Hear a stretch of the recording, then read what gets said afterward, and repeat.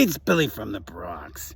So, Angela, she says, you know what, Dad, I want to go online and meet a nice Italian boy.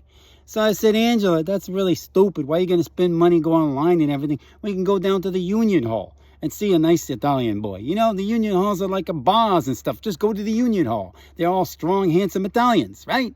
So anyway, she goes, no, Dad, I'm going to do it the modern way. Okay, the modern way. So she starts meeting this guy, and, she's got this guy, Xavier, right? And I'm like, oh, okay, he sounds Italian, everything. So then she meets him, right? And Xavier is not Xavier, it's Xavier. It's the same spelling, right? In French. So she's going and she's been talking to some Frenchie. And I said, wait a minute, Angela, that's not an Italian. We didn't, I didn't approve of that kind of stuff. You know what? And so, I said to her, you know what, why don't, you go out with them and everything, but can we get a credit report first?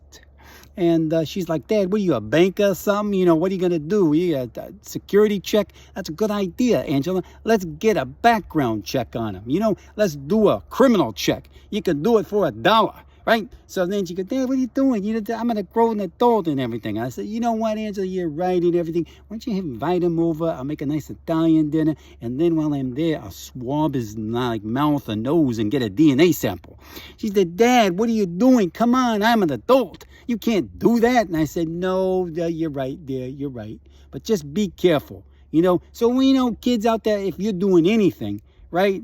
When you go and you meet somebody online, don't get a little too, touchy, feely until you meet that person. And remember, you really don't know a person. It takes time. That's Billy from the Bronx.